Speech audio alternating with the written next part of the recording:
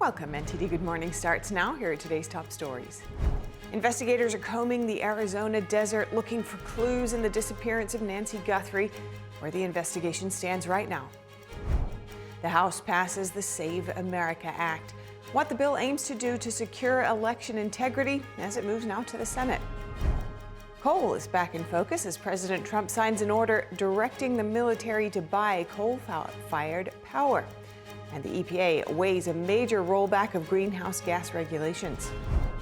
Attorney General Pam Bondi highlighting the DOJ's achievements at a congressional hearing, the session marked by clashes over crime and fraud investigations.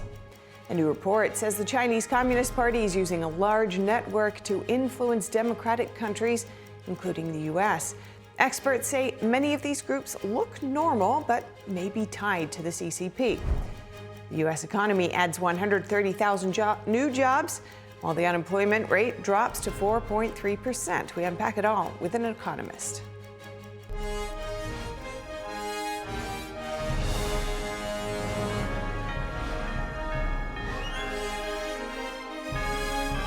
This is NTD Good Morning, live from our global headquarters in New York City. Here are Stephanie Cox and Carrie Dunst. Good morning. Thank you for joining us. Today is Thursday, February 12th. You're watching NTD Good Morning, and Carrie is currently on a special assignment. In today's top news, the search for Nancy Guthrie, mother of NBC anchor Savannah Guthrie, entering its 12th day. Investigators now combing the Arizona desert near Guthrie's home, looking for clues. The New York Post yesterday posting a video and photos of FBI personnel taking possession of a glove they found discarded on a roadside. It's not clear whether the glove matched the pair worn by the person who showed up in a video from Guthrie's doorbell camera released by the FBI. Authorities yesterday released a man taken in for questioning with no major breakthroughs in the investigation. The Pima County Sheriff's Office saying several hundred detectives and agents are now part of the investigation. NTD's Arlene Richards has more. Please give us some space. The Pima County Sheriff's Office said again on Wednesday that it is not scheduling any press briefings or interviews unless a significant development occurs. It's the third time in a week that this office has declined to talk to the media. And it follows what could be considered some major developments, including a delivery driver detained and questioned for several hours, an investigative search of a resident's home in Rio Rico, and the release of images and video footage of a potential suspect. Though no suspect has been publicly identified, FBI Director Kash Patel told Fox News the Bureau is making progress.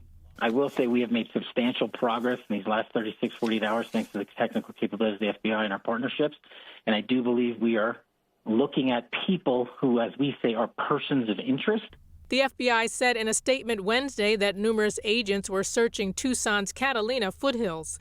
In a social media post Wednesday afternoon, the Bureau said they were conducting an extensive search along multiple roadways and that it's related to the Nancy Guthrie investigation. They're continuing to offer a $50,000 reward for information leading to the recovery of Nancy Guthrie. Carlos Palazuelos, a delivery driver, was detained for questioning during a traffic stop yesterday. He told Fox News on Tuesday that he had nothing to do with the case.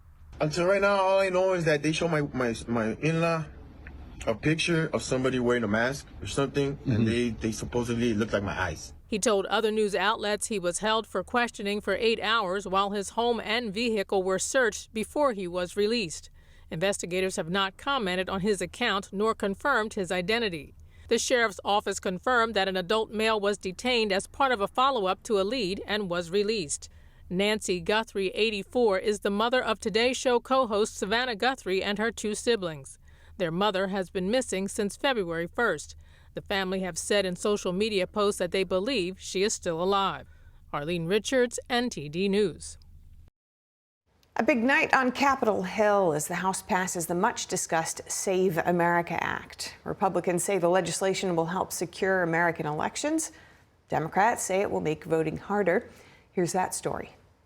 A contentious voting bill is moving through Congress, setting up a partisan fight in the Senate over what voters will need to prove before casting their ballots. The bill is passed without objection. The House on Wednesday narrowly approving the Save America Act. This is a very important night on the House floor. House Republicans tonight stood with the overwhelming majority of Americans who demand secure elections.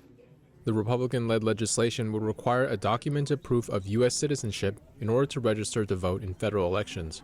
It would also require voters to furnish photo ID before voting, even when casting mail-in ballots. The vote coming down to the wire, with House members voting 218 to 213 in favor. A single Democrat, Henry Cuellar of Texas, voting with Republicans. Congressman Chip Roy of Texas, the bill's primary sponsor, stressing election integrity has broad support among the population. It's polling at 80, 85, 90% across the country. It's because it's common sense. The American people want a sovereign nation. They understand that voter ID is common sense to vote. They want only American citizens to vote in American elections, and this legislation does that. But the SAVE Act has been a point of contention in Congress for some time. In April last year, the Senate refused to take up a version of the same bill. Earlier this week, the House Rules Committee advancing the legislation in its current form, softening the rules on photo ID requirements and including an exception for uniformed service members. The committee's ranking Democrat, Jim McGovern of Massachusetts, arguing before the vote that it's already illegal for non-citizens to vote in federal elections. McGovern frames the bill as a form of voter suppression. He says Republicans' claims of widespread voter fraud don't add up. Every time these claims are investigated, they disappear like a mirage. So this entire bill is fundamentally predicated on a lie. The Trump administration, meanwhile, has thrown its weight behind the bill. The White House posting on X, the American elections should be decided by American citizens only. The bill now heads to the Senate, where it's expected to face strong opposition from Democrats. Coal is back in the spotlight. President Trump signing an executive order directing the military to purchase electricity generated from coal-fired power plants. NTD's Daniel Monahan has more on the move and major developments at the Environmental Protection Agency. President Trump discussing the order at the Champion of Coal event. We're going to be buying a lot of coal through the military now, and it's going to be less expensive and actually much more effective than what we have been using for many, many years. War Secretary Pete Hegseth and Energy Secretary Chris Wright are instructed to approve long-term power purchase agreements for defense facilities and other sites deemed mission-critical. The White House says coal-fired electricity is being prioritized to enhance grid reliability, prevent blackouts, strengthen on-site fuel security, and support defense and intelligence operations. Officials also raised concerns about the consistency of solar and wind power during extreme weather events and potential risks to national defense. Trump pointed to coal's performance during periods of high demand. When large parts of our country were hit with winter storms, it was coal that kept the power on, and it was coal that never was bothered by cold weather, warm weather. It's never bothered by anything, just keeps on chugging, right? The president criticized prior administrations for focusing on wind and other energy sources while minimizing the coal industry. Biden and the radical left wanted to abolish coal. They did everything they could, everything possible. But on day one of this administration, I ended the war on coal. We terminated the Green New Scam, and we withdrew from the unfair, one-sided Paris Climate Accord. Trump says his administration has lifted regulations and supported coal miners, adding that dozens of coal plants were saved under revised policies. He also ordered the Energy Department to fund operations with $175 million in upgrades in Kentucky, North Carolina, Ohio, Virginia, and West Virginia. One coal miner took the stage to thank Trump for his efforts. The common sense policies to keep coal plants running, implemented by this administration, mean that my husband and I can keep working, stay where we are, and continue raising our son in our community that we call home. Blackford thanked Trump for keeping utility prices affordable, the lights on, and their jobs alive. We are real people under these hard hats. On behalf of America's coal miners, thank you, Mr. President, for recognizing the value of coal and the value of the people who power this industry every day. The president was also presented with a trophy from coal miners. The trophy says the undisputed champion of beautiful clean coal. Thank you, sir. Meanwhile, Trump today will move to overturn the Environmental Protection Agency's endangerment finding. That's the legal basis for many federal greenhouse gas regulations, first established during the Obama administration. The finding determined that emissions from fossil fuels could be regulated under the Clean Air Act. EPA Administrator Lee Zeldin is calling the move the biggest deregulatory action in U.S. history. Daniel Monahan, NTD News. Thank you, Daniel. And the airspace around El Paso International Airport is open again after the FAA previously announced a 10-day closure. Transportation Secretary Sean Duffy saying the FAA and the Department of War detected a Mexican cartel drone incursion. Duffy added that the threat had been neutralized. The FAA saying there was no danger to commercial aviation and that all flights would resume. The FAA imposing a similar flight restriction around Santa Teresa, New Mexico, about 15 miles northwest of the El Paso airport. El Paso sits on the southern border and is a center for cross-border commerce with Mexico. Joining us now to discuss the brief closure of the El Paso airport and cartel drone usage more broadly is Stefano Rittendale, Chief Intelligence Officer at Artorias. Stefano deployed to the southern border in 2018 as the military intelligence officer in charge and saw firsthand how drones were being used for cross-border activities by the cartels. Good to have you with us this morning, Stefano. Why did the Department of War opt to implement a no-fly zone, and how did it help them in their efforts to stop the Juarez cartel? Well, first, thank you so much for having me. And I think what is important to highlight for a lot of our viewers that might not be aware, drone incursions are a daily occurrence now across the border. When I deployed in 2018, it was a new event. Probably in the 6 weeks I was there, we were talking about 20 drone incursions. Now we're probably talking about that amount on a daily basis, if not more. If you talk to people on the border from CBP or military personnel that are active there, multiple drones are used by human smugglers and cartels regularly and concurrently. This does appear that this operation was much more led by CBP rather than the DOW and the Department of Homeland Security, which in the end of the day, they're the primary responsible for border security. But it's important to note that drones are going over the border every day, and this is a problem that has been kind of unaddressed, and hopefully either the DOW or the Department of Homeland Security takes a much more harder stance now. And how do cartels use their drones in their endeavors? Right. So when you're looking at the border and the way that they use drones, I think a lot of people know, for example, they are being used for drug smuggling. But I think the main one that I see is really from a reconnaissance perspective, and similar to how the U.S. military would use drones from an ISR to trying to find what's going on. A lot of times we see human smugglers and cartels use drones to kind of follow migrants that are trying to get into the United States or keep an eye on Border Patrol and CBP. And that's the primary role. They're very easy tools to provide constant surveillance on our operations on the border. And it gives these human smugglers and cartel members a leg up to make sure that their smuggling operations are successful. So let's look specifically at the El Paso area. Why do you think this particular event happened right there, and how do the cartels operate in that area? Is it different to the other areas? So Ciudad Juarez is very interesting because the primary cartel that is basically the dominant one there is the Juarez cartel. You do also have the Sinaloa cartel, but the Juarez cartel is the primary one. The issue that the Juarez cartel runs into is they don't necessarily control the areas where drugs are produced. So they require those products to be sent to them, and they make money by smuggling it across the border. And so that's why they're much more involved, let's say, in human smuggling as well, because they're able to charge more because you're operating basically in their plaza, in their area of operation. They're able to push this. That's why human smuggling is probably much more prevalent in El Paso and other areas where we see this, for example, is Texas. So in Juarez specifically, a lot of the human smuggling is directed by them. It's easy ways for them to make money, either over the border utilizing drones. And we've also seen a lot of instances of them leveraging tunnels, much more sophisticated, to try to get into the United States, because a lot of tunnels have been seized and decommissioned by Mexican and U.S. authorities on both sides of the border in El Paso and Ciudad Juarez. So it sounds like the authorities are adapting to these new tactics, or perhaps, if the cartels are leaning into other tactics apart from just coming right across the border. What else do you think needs to happen in terms of developments in that area and the way that our authorities need to adapt further?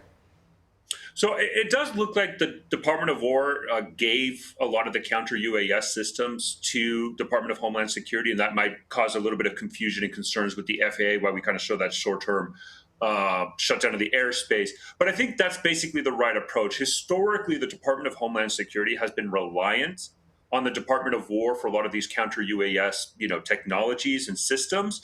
And frankly, that should be given to the Department of Homeland Security specifically for them to manage and control, because they're the ones that are there 24/7, right? Right now, we do have a significant amount of military forces on the border, but that could be a temporary problem set either with a change of an administration or there's a crisis that happens somewhere else where the military has to deploy to respond. The Department of Homeland Security should be the primary one. I think that's kind of the changes that we're seeing, is that the Homeland Security will take a much more technological approach and be much more established in this regard, because at the end of the day, this is a problem that's going to exist now and into the future. And if we don't adapt, we're enabling these smugglers and cartel members to have a leg up over us. And just looking back, as you have such close experience with the on-the-ground situation and also ahead, how do you see the overall situation along the northern Mexico border since Trump came into office? Right. So one of the key aspects that I think we've seen is, and this is probably also one of the reasons why we've seen drones really skyrocket in use, is before Trump came into office, there was this idea of quantity. In other words, how many migrants can we get through to the border to make money? And since Trump came into office, there's been a shift to more of the quality, right? Now it's not necessarily can we get them through, but now it's basically can we get them to evade Border Patrol? Can we get them to evade CBP? That's why the use of tunnels is important, and more important, that's the use of drones. A lot of times we see videos where these drones are mirroring and following the migrants, and they're relaying information for them to avoid Border Patrol, right? So it's just kind of this quality perspective. And unfortunately, the other area where we kind of seen a problem set is inside of Mexico, some of these human smuggling networks who weren't able to adapt at the tougher border posture that the Trump administration provided. A lot of these human smuggling networks have just relied to extortion and kidnapping across northern Mexico. Unfortunately, there's a huge crisis in northern Mexico right now related to kidnapping and extortion, and that's probably going to continue for the foreseeable future. And all of this is a highly dangerous operation for law enforcement on the ground to try to combat. What are some of the risks that American law enforcement faces in the El Paso region in particular? Right. So a lot of this is actually, I would highlight the key one that I've kind of observed talking to people on the ground is the issue is these drones are becoming a little bit much more aggressive in the way they do smuggling operations. And they're not operating in the sense of constraint when they're kind of flying over. And some people that I've talked to have kind of had issues with how that actually provides a risk for helicopters that are used for surveillance, both either for CBP or the U.S. military that kind of does these operations, that there is a significant concern about the airspace there. And El Paso, as everybody knows, is right there at the border. There's a major international airport. There's always that concern from an air safety perspective of one of these drones kind of operating and providing that risk to the air movement there. Other areas that to kind of look like, obviously, there's always going to be a threat from human smugglers and cartel members of acting much more aggressively, let's say, and trying to be successful in their smuggling operations. But overall, I think the main problem set that the Department of Homeland Security and the DOW are looking at is the drone problem set, because they understand that provides a significant risk to U.S. airspace. Well, there's still developments on this front, and we really appreciate your insights and your experience this morning. Thank you so much for sharing it. Stefano Rotondale, thank you. Thank you so much. And coming up, Attorney General Pam Bondi highlighting the DOJ's achievements at a congressional hearing. The session marked by clashes over crime and fraud investigations ahead.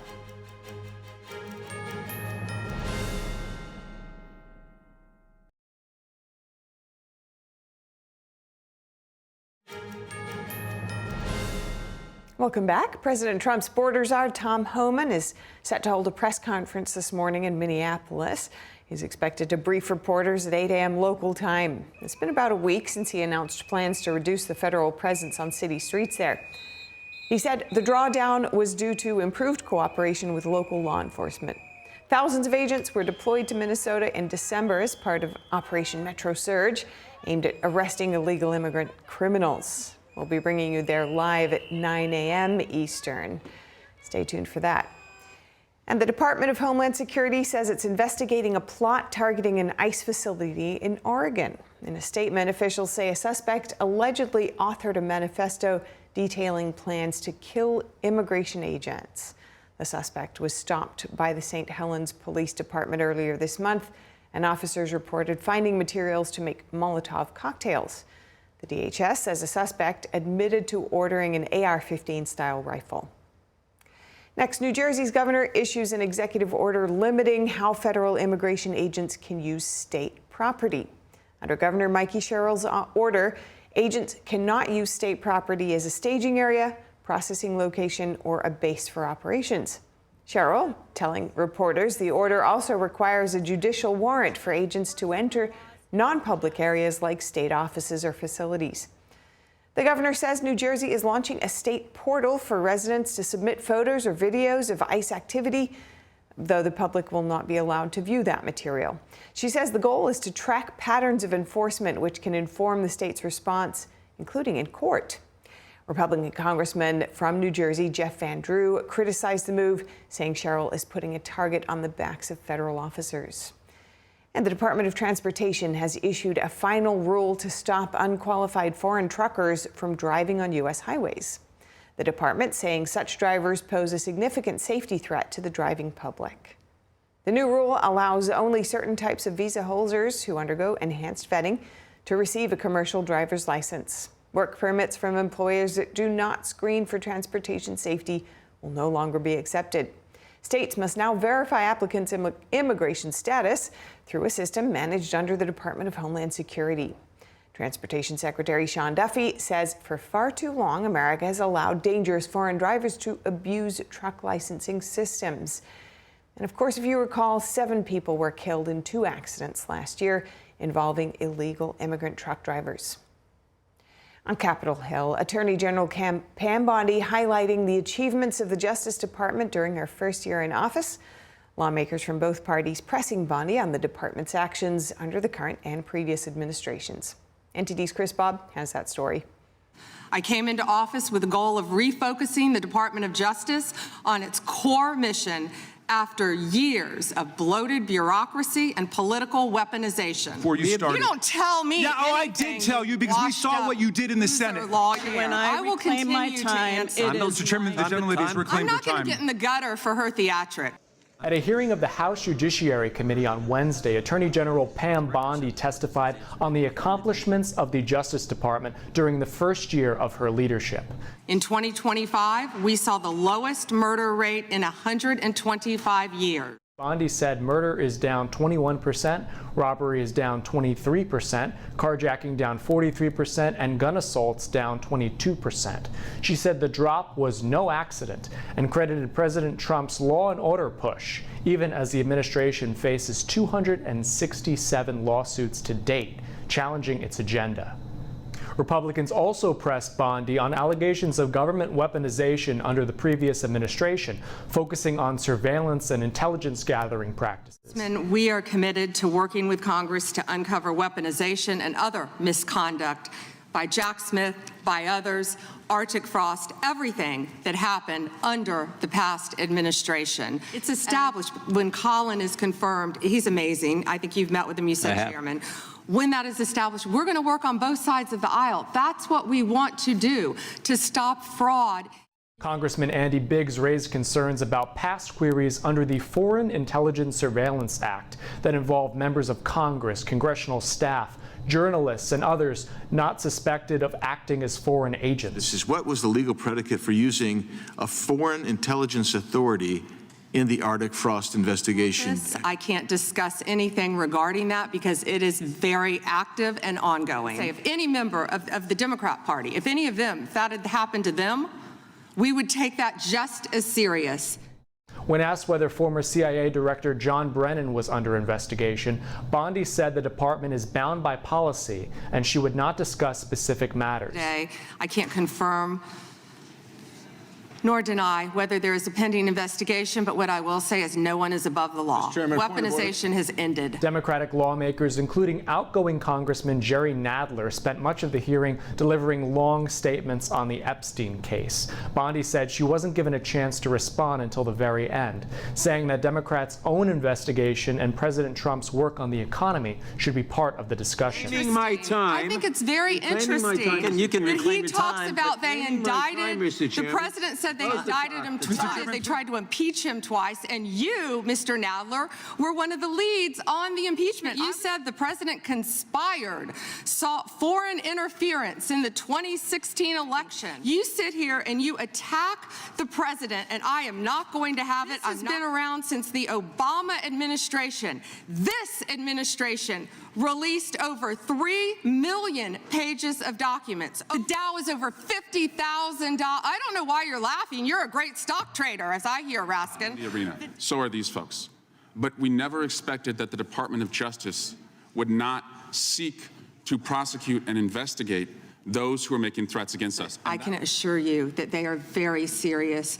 They are being looked into. None of you should be threatened, ever.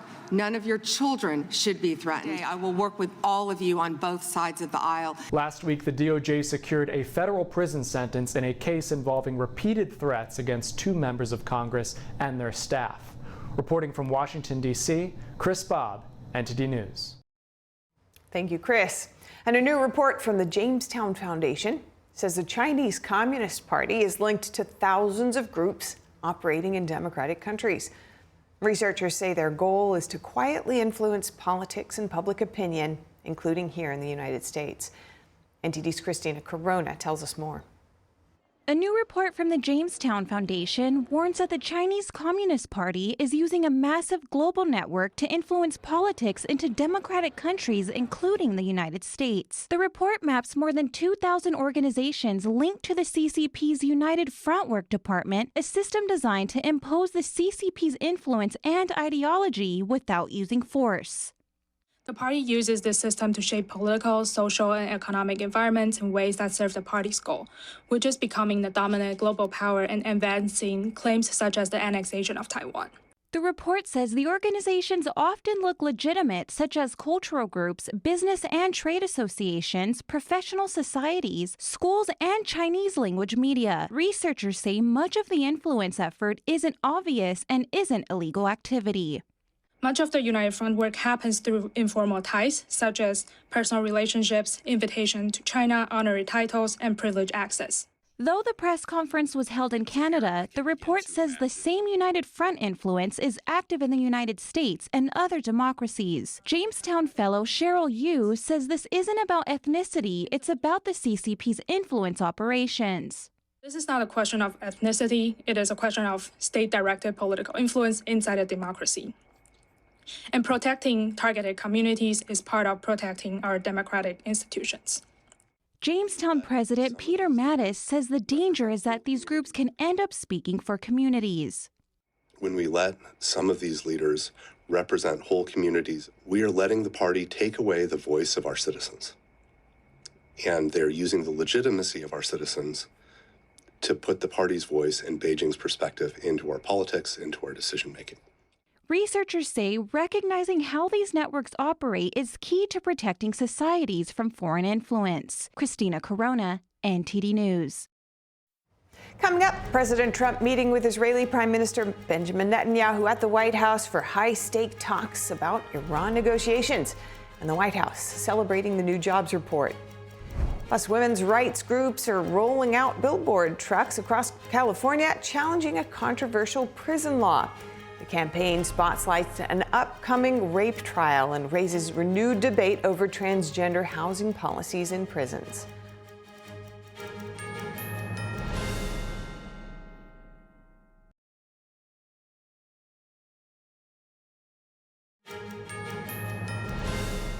Welcome back. President Trump welcoming Prime Minister Benjamin Netanyahu to the White House yesterday for high-stakes talks around Iran, and the White House touting the newly released January jobs report. President Trump says that nothing definitive was reached during his meeting with Israeli Prime Minister Benjamin Netanyahu, other than insisting that negotiations with Iran continue. He says that he has a preference for a deal being reached, but if not, he reminds Iran of Operation Midnight Hammer. That's the U.S.'s strikes on Iran's nuclear facilities last summer. He also says that the meeting with Netanyahu was, quote, very good, and touts the relationship between the U.S. and Israel. This is coming after U.S.-Iran negotiations in Oman just last week. President Trump told Axios he's thinking of sending a second aircraft carrier to the Middle East in case negotiations with Iran fail. Here's President Trump when asked if a deal with Iran would stick. They wouldn't talk to anybody else, but they're talking to me. But, you know, it's a good question. A lot of people say no. And I would say that I'd rather make a deal. It's got to be a good deal. No nuclear weapons, no missiles, no this, no that. The Trump-Netanyahu meeting comes as demonstrators in Tehran celebrate the 47th anniversary of the Islamic Revolution. That's the 1979 uprising that ousted the pro-Western Shah, installing a theocratic dictatorship enforcing Sharia law. Demonstrators chant "Death to Israel" as the senior official in Iran's ruling system calls for national unity. We are not seeking nuclear weapons. It's the tall wall of distrust that America and Europe have built with their words that stops the talks from leading to results. Our Iran will not bow to their excessive demands. It will not back off in the face of injustice and aggression. That's as Iran doubles down on plans to continue its uranium enrichment program, with Iran's foreign minister saying he will not negotiate Iran's missile capabilities. Meanwhile, President Trump is celebrating his administration's economic wins at an event touting coal as America's most affordable energy source. Because of tariffs, you saw that it was just announced our trade deficit has gone down. The other thing is breaking 7,000 on the S&P, and very importantly, 50,000 yesterday. 50,000 we broke on the Dow. He's also celebrating the newly released January jobs report as, quote, far greater than expected. The report showing that the unemployment rate fell to 4.3% and the economy added 130,000 jobs. It also shows more people are entering the labor force now than at any time since 2001. The White House is highlighting the reversal from the jobs report exactly 1 year ago, demonstrating that the economy President Trump inherited was losing private sector jobs while adding government jobs, and now there were more than 170,000 private sector jobs, and there was about a 40,000 decrease in government jobs. This administration came into office. We are reprivatizing the economy. So it's really a remarkable, strong number. And to put it in perspective, to get that much job creation while, that basically the labor force is declining some because people are leaving the country and being deported is a really remarkable thing. Reporting from Washington, D.C., Mari Otsu, NTD News. Thank you, Mari. And the latest jobs report is out, with the U.S. economy adding 130,000 new jobs and the unemployment rate dipping to 4.3%. As you've heard, to break it all down, to learn more about it, what it means for you, I spoke with E.J. Antony. He's a chief economist at the Heritage Foundation. Does this report mean that the economy truly is growing stronger? What's your assessment? Well, I think so, absolutely. And it's not just this report. We have a lot of other data that indicates the economy is definitely growing. And not only that it's growing, but unlike before where we had, I think, a more anemic pace, this is healthy growth. You can look at the kinds of jobs that are being created. They're good paying, full-time jobs. Who is getting the jobs? It's native-born Americans. It's not just foreign-born workers, a lot of whom are here illegally, right? Where are people getting jobs? In the productive private sector, not the unproductive public sector. We're actually shedding government jobs and gaining private sector ones, the inverse of what was happening in January of 2025 when this president took office. So interesting. Let's dig into this. So what does all of that mean for taxes, for example? Well, tax revenues are up. We just got this week, in addition to this jobs report, we got information out of the Treasury that shows the deficit for January was down compared to the previous year. We're down for the entirety of the fiscal year thus far. We're down about 17% compared to where we were during the previous fiscal year. That was the last 4 months of the Biden administration. So again, we are making very, very good progress here in terms of whether it's the labor market, whether it's federal finances, you name it. Yeah, and in terms of wage growth, are people really feeling it?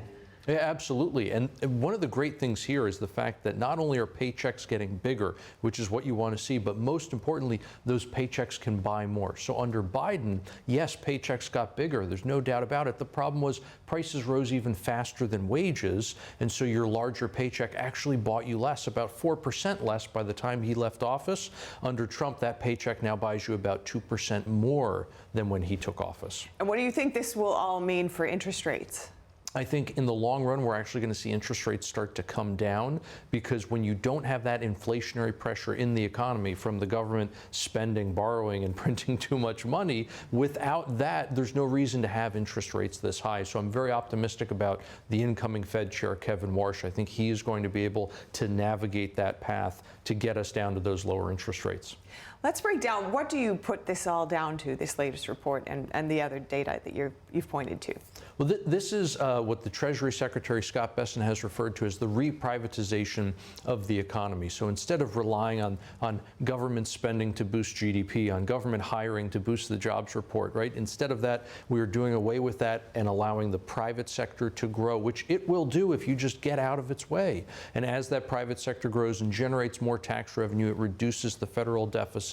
It creates more hiring. You have more people employed, less reliance on government services like welfare, for example. So again, it's a very, very positive shift for the economy overall. And just for individual viewers out there, what can they possibly do with the climate as it is right now to position themselves to take the most advantage of what's happening in the U.S. economy at the moment?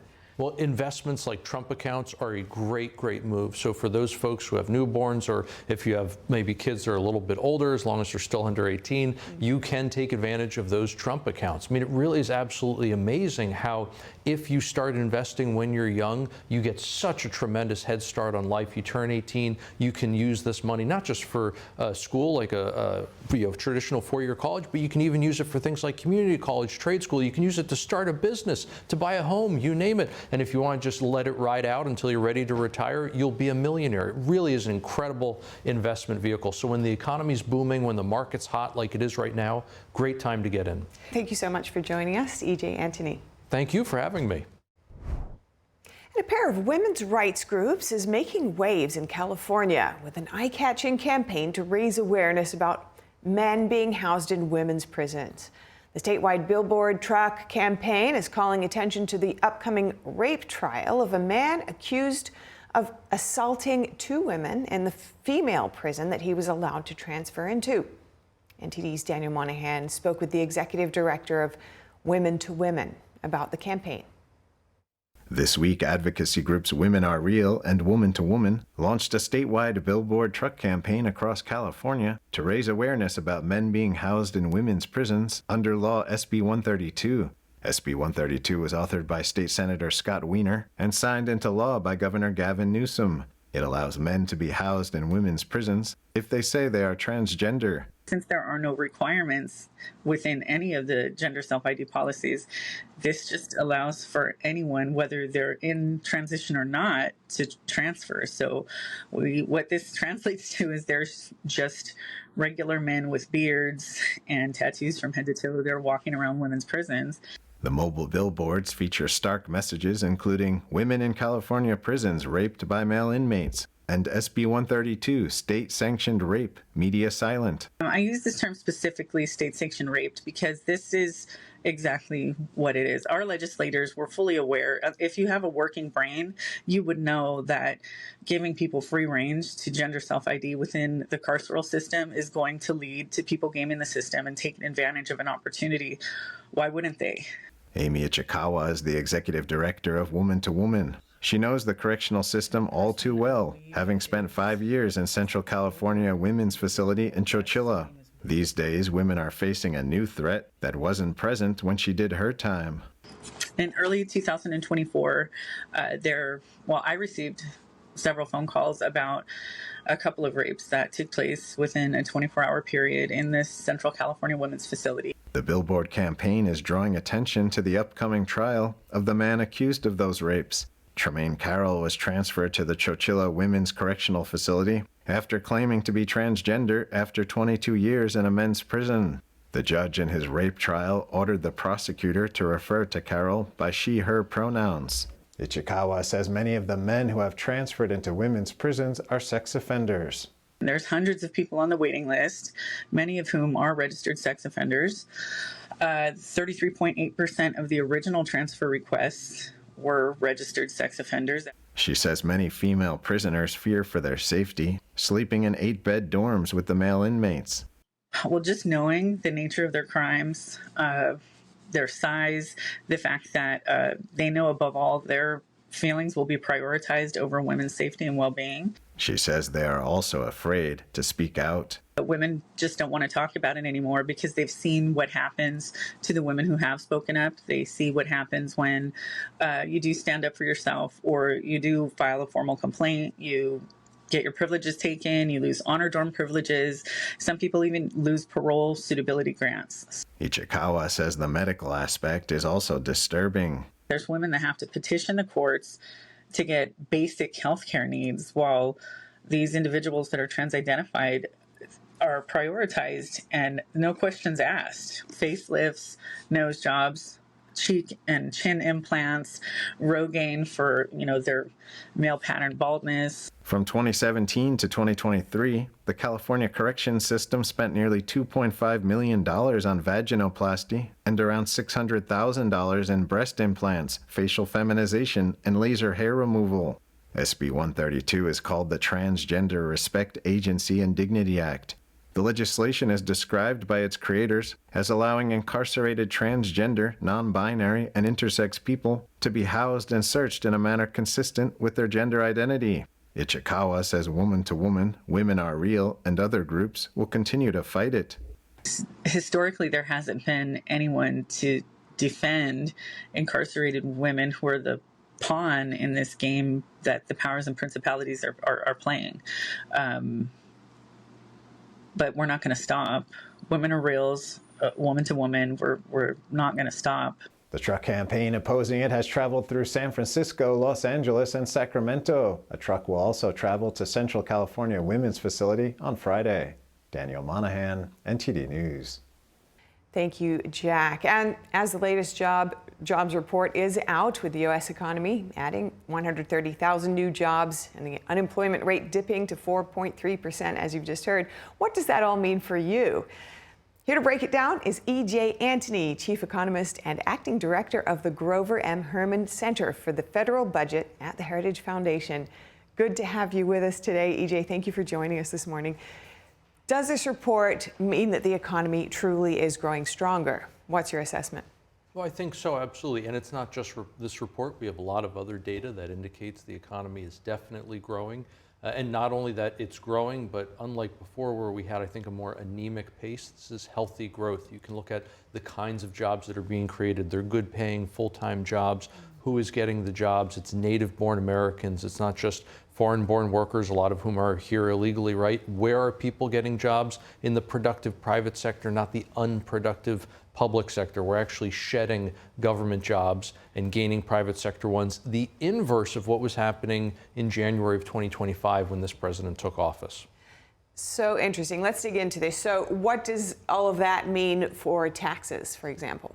Well, tax revenues are up. We just got this week, in addition to this jobs report, we got information out of the Treasury that shows the deficit for January was down compared to the previous year. We're down for the entirety of the fiscal year thus far. We're down about 17% compared to where we were during the previous fiscal year. That was the last 4 months of the Biden administration. So again, we are making very, very good progress here in terms of whether it's the labor market, whether it's federal finances, you name it. Yeah, and in terms of wage growth, are people really feeling it?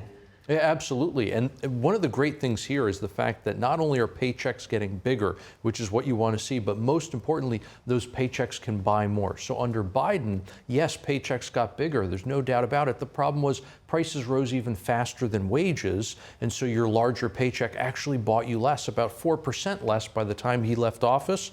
Under Trump, that paycheck now buys you about 2% more than when he took office. And what do you think this will all mean for interest rates?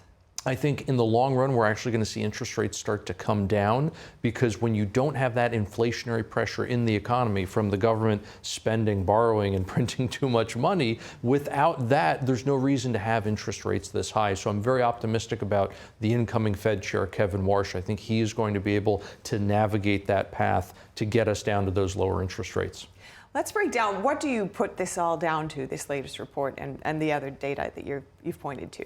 Well, this is what the Treasury Secretary Scott Bessent has referred to as the reprivatization of the economy. So instead of relying on government spending to boost GDP, on government hiring to boost the jobs report, right? Instead of that, we are doing away with that and allowing the private sector to grow, which it will do if you just get out of its way. And as that private sector grows and generates more tax revenue, it reduces the federal deficit. It creates more hiring. You have more people employed, less reliance on government services like welfare, for example. So again, it's a very, very positive shift for the economy overall. And just for individual viewers out there, what can they possibly do with the climate as it is right now to position themselves to take the most advantage of what's happening in the U.S. economy at the moment?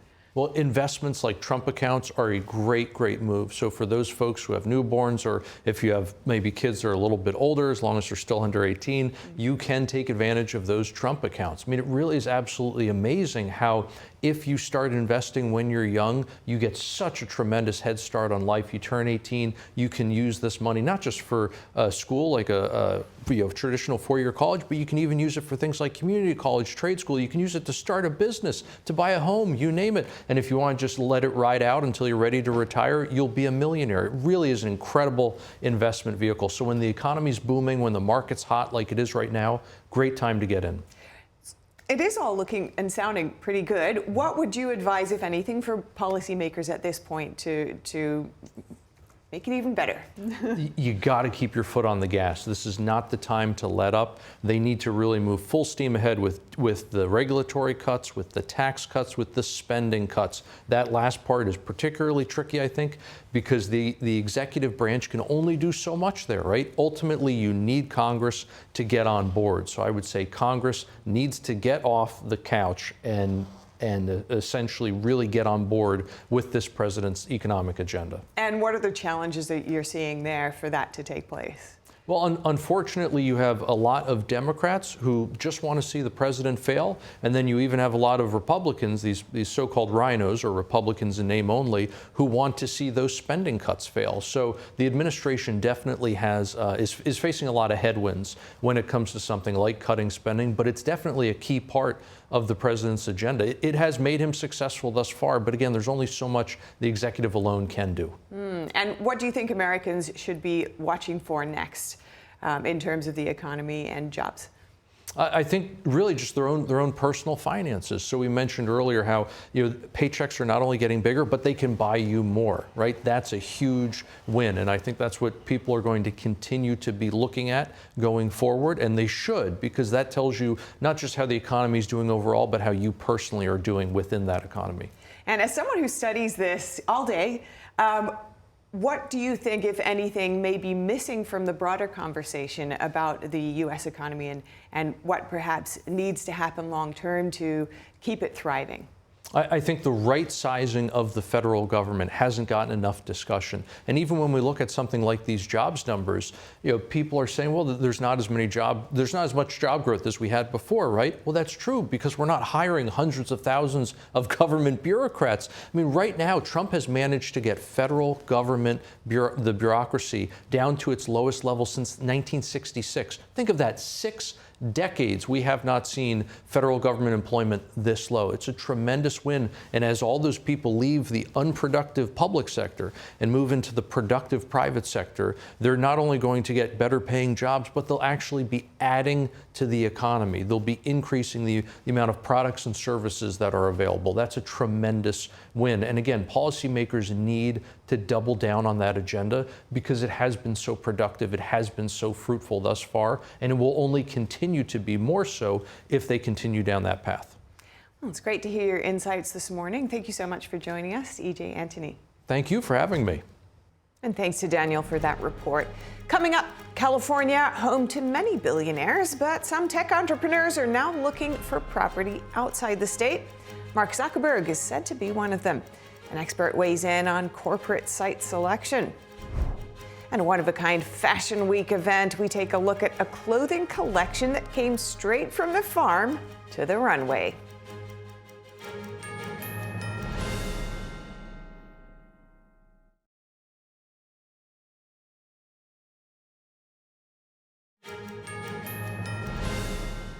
California is home to many billionaires, but now some wealthy tech entrepreneurs are looking to move outside the state.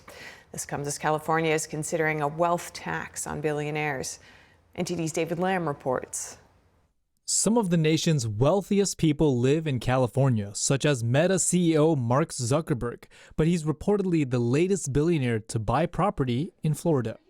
John Boyd, who specializes in business site selection, spoke to us from South Florida, saying his company's survey found that nearly all of his respondents opposed the proposed 5% wealth tax in California.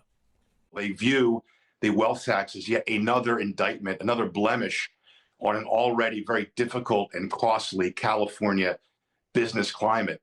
The measure would impose a 5% tax on billionaires living in California on January 1st, 2026. The tax would be due in 2027. 90% of the tax money would be spent on health care for the public, with the rest on administration, education, and food assistance. But this is the wrong way to do it. In fact, just the opposite will happen. The more you tax something, the less you have of it. Boyd is referring to the entrepreneurs who've already bought property in Miami. Zuckerberg and his wife are reportedly buying a new mansion on Indian Creek. It's one of the affluent areas in South Florida, known as the Billionaire Bunker. Amazon CEO Jeff Bezos also owns property there, as well as in Boca Raton and Miami. Boyd says other regions are also seeing interest. We see a lot of markets in and around Lake Tahoe, like Incline Village and Minden, Nevada, in Douglas County. We see Summerlin in Vegas. We see some of the high growth markets in the Dallas Metroplex region. If the tax proposal passes, residents whose net worth is $1 billion or more would face a tax of at least $50 million. David Lamb, NTD News, California. First Lady Melania Trump visits young patients and their families at the Children's Inn to celebrate the upcoming Valentine's Day. She sat with the kids, creating artwork with pink and red hearts, while chatting about their lives, sports, music, and other interests. One young man told the First Lady he didn't know how to address her, saying he knows a queen when he sees one. The First Lady told him to call her Melania. This Valentine's Day visit marks Trump's fourth trip to the Children's Inn as First Lady. The Children's Inn is a nonprofit organization offering free stays for children undergoing studies and treatments at the National Institutes of Health. New York Fashion Week is back in New York City with something a little out of the ordinary. It's the Haute Potato Fashion Show and auction at Grand Central Station. Idaho potato sacks turned into fashion items are on bid to support a nonprofit that provides meals to children. NTD was there to catch the action. Idaho wants you to know that a vegetable can also be an object of desire. The 2026 Hot Potato Collection has arrived at Grand Central Station for New York Fashion Week. These high fashion pieces are inspired by Idaho potato sacks.